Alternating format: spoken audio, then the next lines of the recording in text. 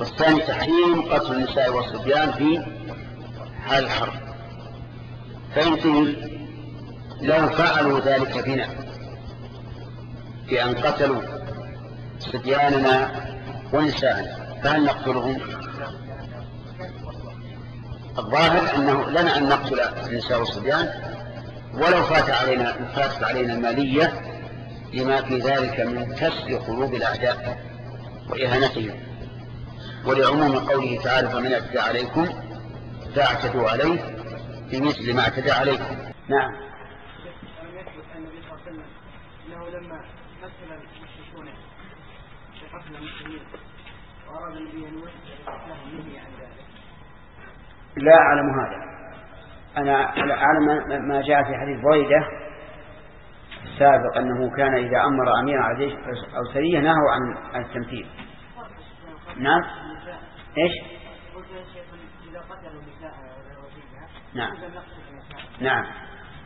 ما الفرق بين التمثيل والقتل؟ وقلنا بالتمثيل إذا مثلوا بقتلان مثلنا بقتلان. نعم أحمد. بارك الله فيكم. إذا قتلوا نساءنا وذرارينا فلا نقتل النساء وذرارينا، لكن يا شيخ هم الرجال هم الذين قتلوا النساء. نعم. والنساء لا ذنب لهم، فكيف يؤخذوا بجرار هذا لأجل المصلحة العامة. هم أعلم. لا، المصلحة العامة في هؤلاء المقاتلين، لأننا لو لم نفعل بهم ما فعلوا بنا صار هذا ذلا أمامهم. إذا قتل نساءنا وصبياننا وكيف نقتل النساء؟ يعني هذا خسارة ثانية، يعني هذا أي لكن فيه مصلحة وهي عز المسلمين، لأن في عدم قتلهم ذل لنا، وعز المسلمين أهم من المال. قلنا أن الذرية تدفع إعداد المسلمين لقضيتهم. نعم. فإذا قتلنا الذرية وهم غير مكلفون هل يكونون على الفطرة أم يكونون على الفطرة؟ نقول الله أعلم.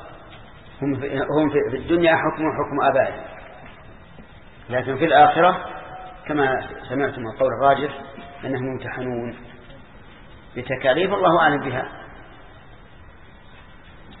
نعم. يوسف. يعني ما يقال أنه منع الرسول صلى الله عليه وسلم بقتل النساء والصبيان من أجل العدل وعدم الظلم، يعني بالإضافة إلى المالية عدم تربية المالية. وإذا يعني قلنا بالعدل وعدم الظلم فإننا لا نقول بالمعاملة مثلا إن الله سبحانه يقول ولا يجرم منكم شنآن قوم من اعتدى عليكم فاعتدوا عليه بمثل ما اعتدى عليكم. أي العدل؟ عدل مع النساء أبدا ما يثبت عدل. هم قتلوا النساء نقتل النساء، هذا هو العدل.